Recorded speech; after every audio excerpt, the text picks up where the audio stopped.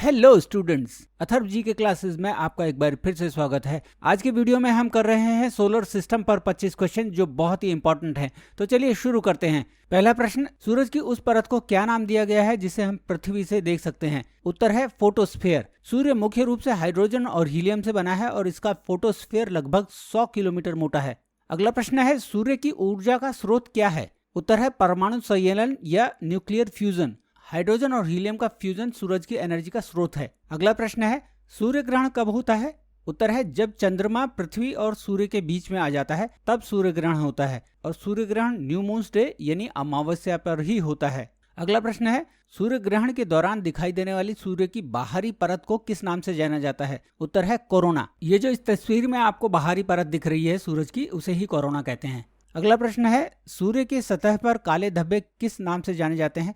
उत्तर है सनस्पॉट। ये dark spot तब दिखते हैं जब उस पर्टिकुलर जगह पर सूर्य का तापमान 1500 डिग्री कम होता है। अगला प्रश्न है, किस दिन पृथ्वी सूर्य के सबसे निकट होती है और इस घटना को क्या कहते हैं? उत्तर है 4 जनवरी को पृथ्वी सूर्य के सबसे निकट होती है और इसे पेरिहीलियन कहते हैं। अगला प्रश्न है, किस दिन पृथ्वी सूर्य से सबसे दूर होती है और इसे क्या कहते हैं? उत्तर है 4 जुलाई को पृथ्वी सूर्य से सबसे दूर होती है और इसे एपीलियन कहते हैं।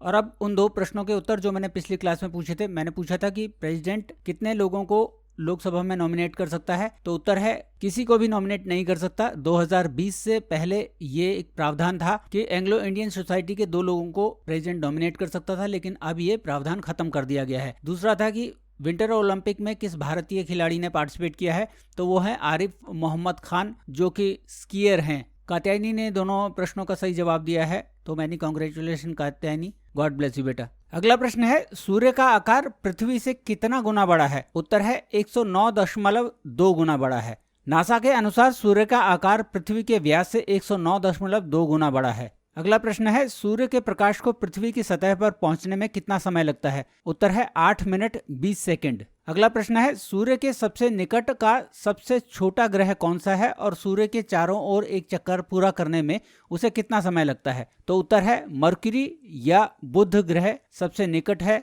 सूर्य के और उसे 88 दिन लगते हैं सूर्य का एक चक्कर लगाने में। अगला प्रश्न है, नासा द्वारा बुध के वातावरण का अध्ययन करने के लिए कौन सा उपग्रह भेजा गया था?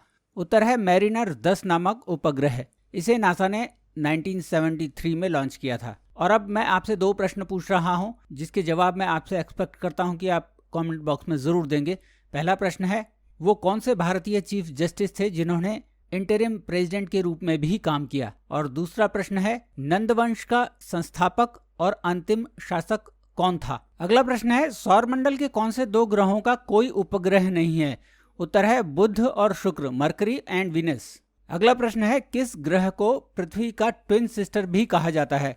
उत्तर है शुक्र। इसे मॉर्निंग और इवनिंग स्टार भी कहा जाता है। और एग्जाम्स में ये सेपरेट क्वेश्चंस भी आते हैं कि किस प्लेनेट को मॉर्निंग स्टार या किस प्लेनेट को इवनिंग स्टार कहा जाता है। अगला प्रश्न है, सौरमंडल का सबसे चमकीला ग्रह कौन सा है? तो वो शुक्र है। ये सौरमंडल का सबसे गर्म ग्रह भी है जिसका औसत तापमान 464 डिग्री है। अगला प्रश्न है, सौरमंडल के कौन से 2 ग्रह हैं जो एंटी क्लॉकवाइज यानी कि पश्चिम से पूर्व की ओर घूमते हैं? तो उत्तर है शुक्र यानी वीनस और यूरेनस। अगला प्रश्न है, शुक्र ग्रह के अध्ययन के लिए किस अंतरिक्ष यान को भेजा गया था? उत्तर है मैगेलन।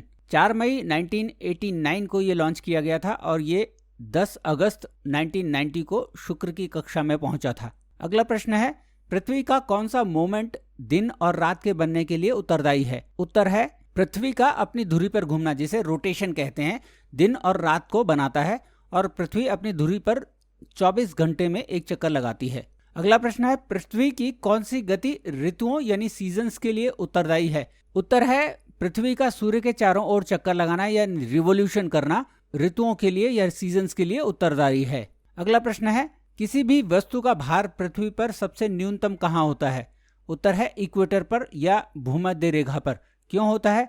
क्योंकि पृथ्वी के घूमने से एक सेंट्रीफ्यूगल फोर्स बनती है जो भूमध्य रेखा पर सबसे ज्यादा होती है। सेंट्रीफ्यूगल फोर्स अगर सिंपल भाषा में आपको समझाऊं तो आप अगर किसी चीज को जोर से घुमाते हैं तो बाहर की तरफ उसका भार जाता है, उसे ही सेंट्रीफ्यूगल फोर्स कहेंगे।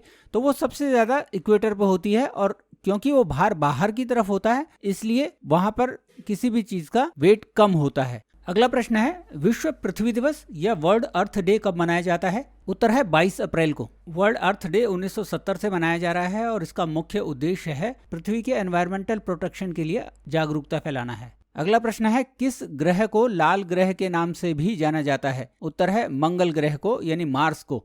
इसे लाल ग्रह इसलिए माना जाता है क्योंकि इसकी सतह में मौजूद लाल रंग जो है वो आयरन ऑक्साइड है और उस आयरन ऑक्साइड के कारण ये लाल रंग का दिखता है। अगला प्रश्न है, मंगल के 2 प्राकृतिक चंद्रमाओं के नाम बताइए। तो उत्तर है फोबोस और डीमोस। जैसे पृथ्वी का एक सैटेलाइट है चंद्रमा, ऐसे ही मंगल ग्रह के 2 सैटेलाइट हैं, फोबोस और डीमोस।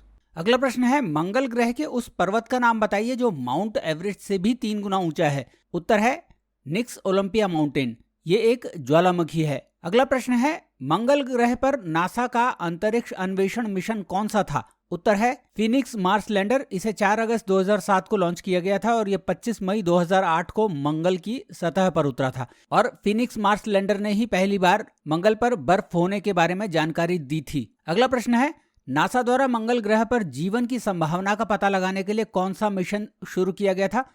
उत्तर है क्यूरियोसिटी रोवर। तो स्टूडेंट्स, ये थे 25 क्वेश्चंस सोलर सिस्टम पर। अभी और भी सोलर सिस्टम पर क्वेश्चंस आने हैं। अगर आपको वीडियो अच्छा लगा तो इसे लाइक, शेयर और मेरे चैनल को सब्सक्राइब जरूर कीजिएगा। Thank you very much for watching the video.